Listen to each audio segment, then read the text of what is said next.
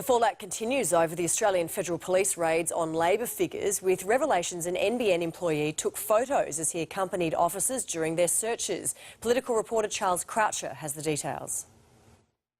The Prime Minister was here on the Central Coast making a small announcement to do with the environment. Bill Shorten was in Western Sydney, but an issue that bridged the divide between them is the AFP raids on Thursday night. The Prime Minister is accusing Labor of politicising the raids themselves.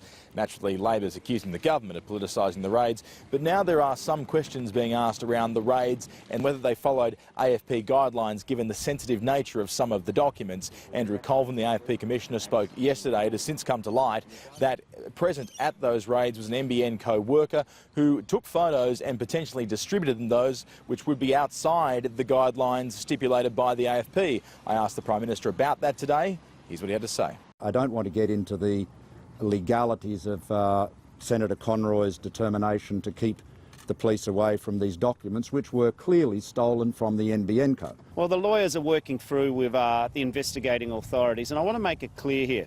Mr Turnbull's trying to say that somehow this is an argument between the Labor Party and the AFP. It's not. This is an argument between Mr Turnbull, the Labor Party and the Australian people. The people of Australia just deserve to know what's really gone on.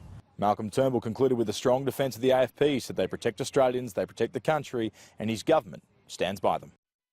And a quarter of the way through the election campaign, the government has maintained a slender lead in the latest Fairfax IPSOS poll. The coalition is ahead 51-49 on a two-party preferred basis. Malcolm Turnbull remains preferred Prime Minister despite a slip in his own rating.